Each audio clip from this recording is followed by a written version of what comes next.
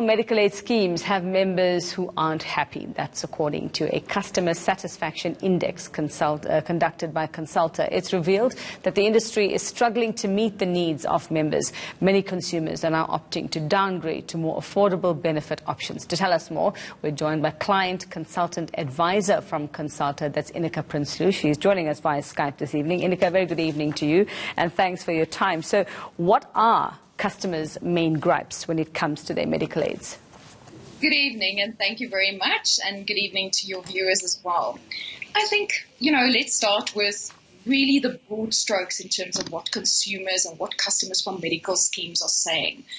And we see that the medical schemes are facing tremendous pressure in a low-growth market where the customer expectations and the usage is high and it's increasing, while the loyalty is busy declining, and there's a much lower price tolerance. That is really the first thing we saw out of this round of survey.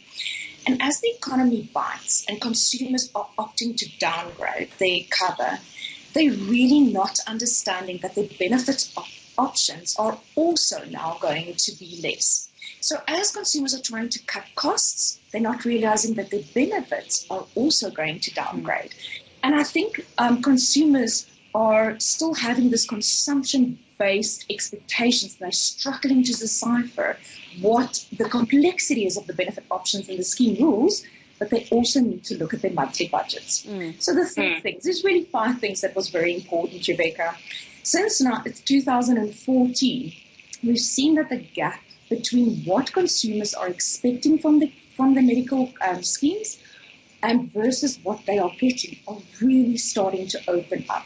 So that means that consumers are less and less satisfied every year with what they're expecting they're going to get and what they're actually getting by the time that they claim. Inika, so just to get in there, when you just to clarify for us, when you say that they are cutting back but they have the same high expectations as if they were paying more, is it that this is not being explained properly to them, or do you think that these are just unfair expectations on the part of the customer? Or are medical aids themselves responsible for not explaining the consequences of cutting down or cutting back to these customers?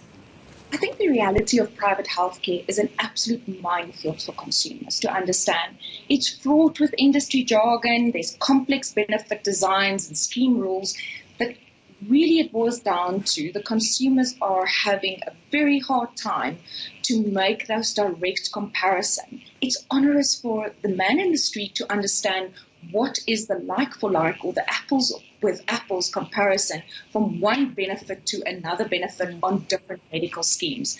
So I think it is probably a combination of the difficulty in understanding the jargon, the complexity in the benefit options, and that one is not really a direct comparison to the other. It simply leads to customers, by the time that they're then claiming or having to interact with the medical scheme, feeling quite dissatisfied because this is not what they expected they're going to get. So, it's really important for consumers to understand when they are buying down what is the commensurate buying down on benefits. And I think that is a combination of consumers having to be more educated and understand what it means to buy down, but also from the medical schemes to be better at explaining in very simple and plain language the effect of what you're not covered for. Because we're very often getting these schedules and we're getting all of this beautiful marketing material of what we're covered for. But for consumers, it's about what am I not covered for, and that I understand that long before the time. But Inika, how much of this has to do with medical aids not functioning as purely medical aids anymore? I mean, they've moved to things like, you can get cheaper flights, you can get, with certain discounts, you can get cheaper hotel accommodation, all those loyalty programs, that all of this has become so much more of, I want to say trappings, because you kind of feel, if I cut down and I just go and take a hospital plan, I'm not going to get all those benefits and get those 30% off my flights or my hotel stays or all of that. So how much of all of that has affected our expectations, or grown our expectations, or muddled our expectations of our medical aids and what we can get or should be getting from them? I think, and what we've seen from the survey as well is that there is definitely this complexity or added complexity by the rewards programs. So the way that we are introducing the rewards programs is that there's reciprocation in value. So if you are healthier, then you will have less claims. It will be beneficial to the company and it will be beneficial to the client.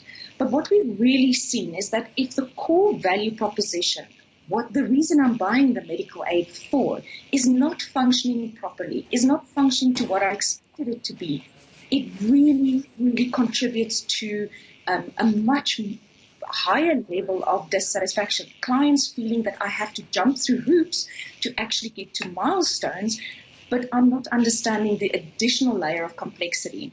So in a sense, I'm not saying that the rewards programs are not beneficial, but if the core value proposition, that which I bought from you as a company, is not serving my needs, then the rewards, if I could almost say, is not going to be the pacifier for consumers to be now suddenly satisfied with less benefits on the medical scheme. Okay, thanks very much for that, Inika Prinsloo from Consulta, just telling us why more and more South Africans are becoming dissatisfied with what they're getting from their medical aids. Well,